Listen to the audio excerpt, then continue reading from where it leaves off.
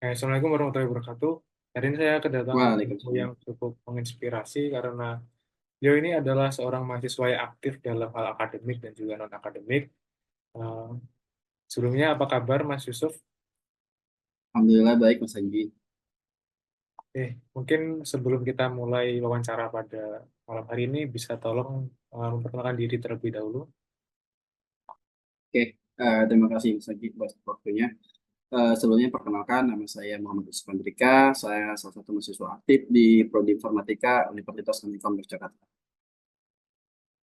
Untuk Mas Yusuf, ini tuh adalah seorang yang aktif dalam bidang non-akademik, seperti kegiatan-kegiatan organisasi dan juga asisten praktikum.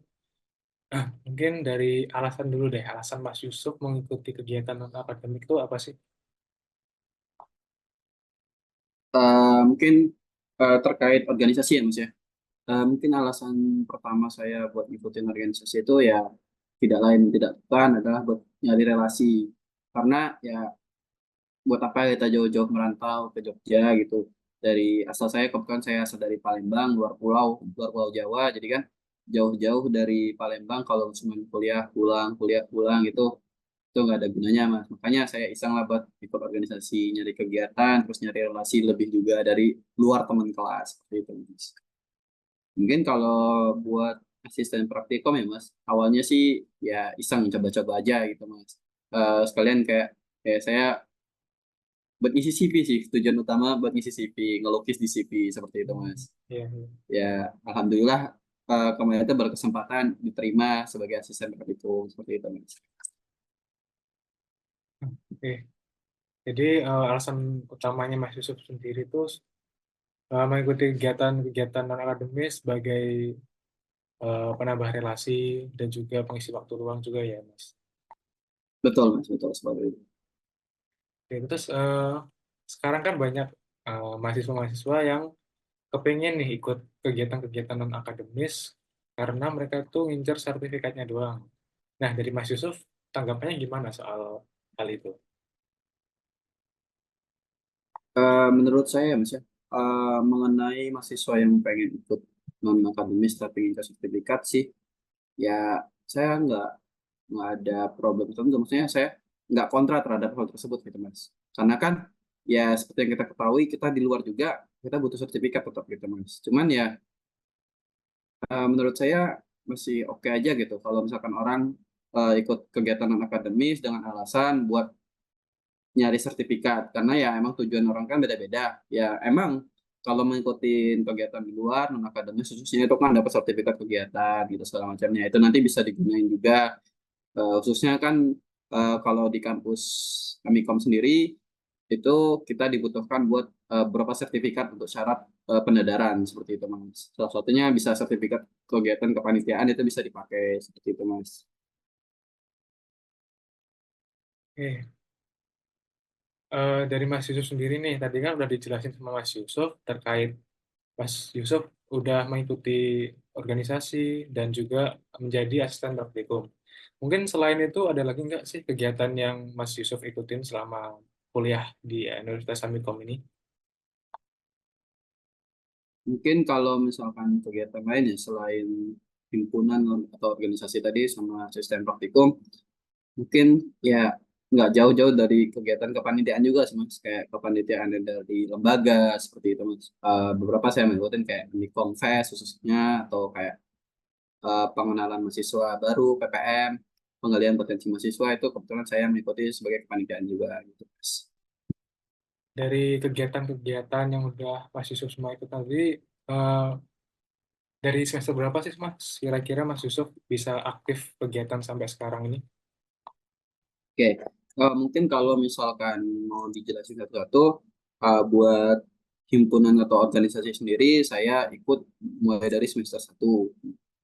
Kemudian kalau buat sistem praktikum, saya baru aktif di semester 4 ini, karena semester sebelumnya itu kebetulan saya belum berkesempatan atau tidak diterima itu menjadi asisten praktikum. Jadi baru berkesempatan di semester 4 ini. Kemudian kalau kayak kegiatan yang di luar dari himpunan, misal dari kepanitiaan lembaga, itu kebetulan saya dari semester 3 itu udah mengikuti seperti itu, Mas.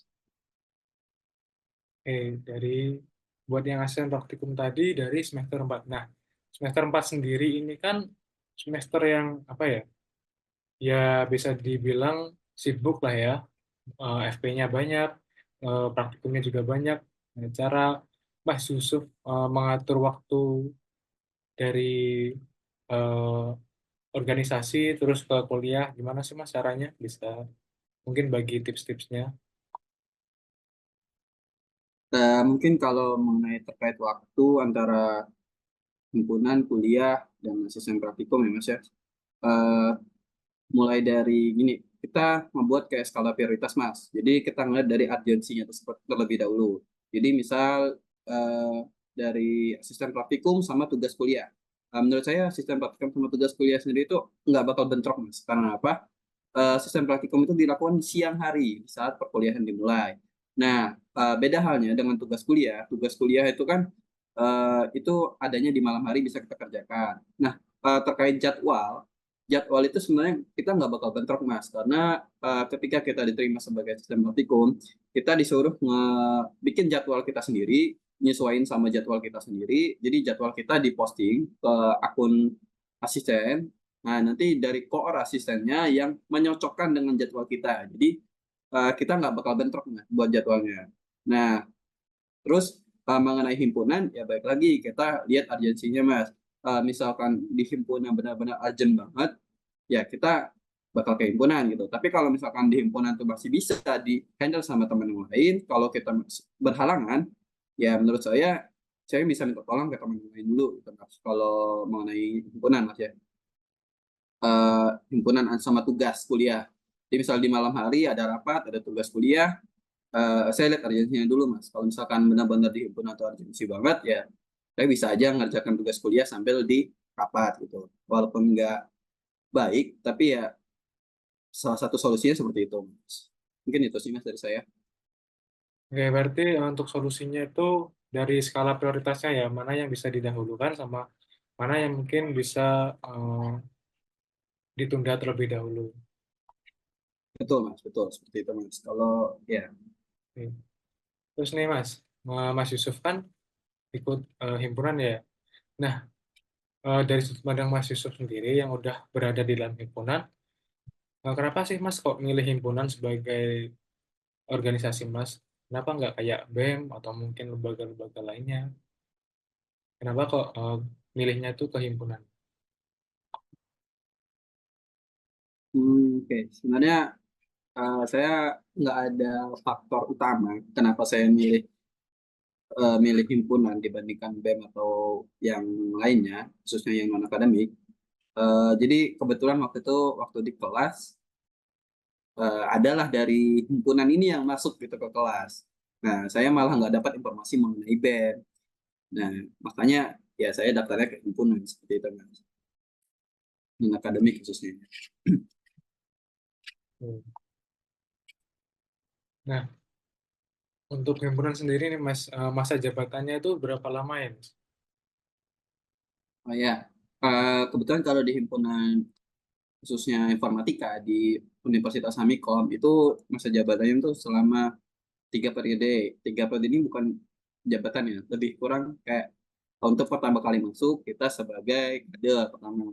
Nah nanti selama kader ini kita bakal ikuti kaderisasi dari angkatan atasnya. Nah nanti setelah 1 tahun kepengurusan di sini kita bakal naik lagi ke anggota dari pengurus. Nah, anggota pengurus ini adalah lanjutan dari kader.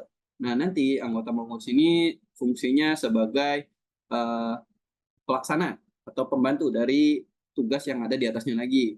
Nah nanti setelah 1 tahun lagi atau setelah 2 tahun kalau dikalkulasiin dari awal, kita lanjut lagi ke pengurus inti. Nah di pengurus inti ini kita tugasnya sebagai lebih dibilang kayak ya top level lah gitu. Kita bisa dibilang kalau di sebuah perusahaan tuh intinya kayak staff bosnya lah gitu. Jadi kita ngasih tahu ke adik-adik yang bawah, contohnya kayak gini loh, ini kayak gini loh gitu. Jadi kayak ya karena kita udah selama 3 tahun di situ, jadi yang adik-adik di bawah tuh kita bantu kasih tahu. Kita bantu sebagai ya pemerintah ke pemerintah juga sih. Kayak itu sih kurang lebih. Oke, jadi dibagi menjadi 3 periode ya Mas. Tadi ada yang kaderisasi, anggota pengurus, sama pengurus inti. Terus, Nah, di himpunan sekarang ini Mas Yusuf berperan sebagai apa ya? oke. Kalau di himpunan sekarang, kebetulan saya berperan sebagai anggota pengurus Mas, karena kebetulan masih 2 tahun di himpunan seperti itu Mas. Anggota pengurus dari divisi penelitian keilmuan dan pengembangan, gitu Mas. Nah, divisi penelitian dan pengembangan ini ada ini nggak sih Mas? Ada kayak fokus dari divisinya itu ngapain aja? Mungkin bisa dijelasin Mas. Oke, mungkin fokus dari divisinya ya. Fokus dari divisinya sesuai namanya, penelitian keilmuan dan pengembangan. Dia fokusnya ke penelitian sama keilmuan. Jadi penelitian di sini maksudnya kayak kita riset collab tuh antara ya sewajarnya himpunan kan mewadahin dari mahasiswa Mas. Jadi kita tuh kayak menyediakan event kayak riset collab, terus kayak keilmuannya kita di bagian kayak mau mendekati UAS itu ada kita belajar bareng, terus mau mendekati UAS tadi ada bimbingan final project, jadi kita bikin final project bareng-bareng nanti dibimbing sama instruktur seperti itu. Dan pengembangannya itu sendiri ya bisa dibilang kayak kita mempunyai sebuah web himpunan sendiri ya kita membantu mengembangkan itu Mas. Wah, berarti sebenarnya banyak sekali ya Mas manfaat-manfaat yang bisa kita ambil di kegiatan non akademik ini kan sekarang banyak kan mahasiswa yang mereka itu bahkan nggak peduli gitu sama kegiatan-kegiatan seperti ini. Mereka cuma taunya kita kuliah pulang, dan waktu lulus ya mungkin kurang lah pembekalannya. Mungkin ini pertanyaan terakhir dari saya. Eh, ada nggak sih tips dari Mas Yusuf agar nilai akademik itu tuh tetap lancar meskipun Mas Yusuf tuh aktif dalam kegiatan non akademik? Oke, mungkin kalau tips dari saya sendiri mengenai nilai ya agar tidak jatuh atau tidak mempengaruhi dari kegiatan kita yang di luar dari perkuliahan, menurut saya simpel sih Mas tipsnya. Ya ikutin aja eh, perkuliahan itu dengan serius, jangan males. Intinya nomor satu itu perkuliahan. Setelah perkuliahan, baru yang bawahnya mengikuti kegiatan yang di luar. Jadi seperti itu, Mas. Jadi mengenai tugas, ya kita dahulukan tugas dulu gitu. Kita lihat urgensinya dulu. Kalau misalkan tugas ini emang nggak bisa ditunda, sama-sama nggak bisa ditunda, tetap kita dulukan perkuliahan. Seperti itu, Mas.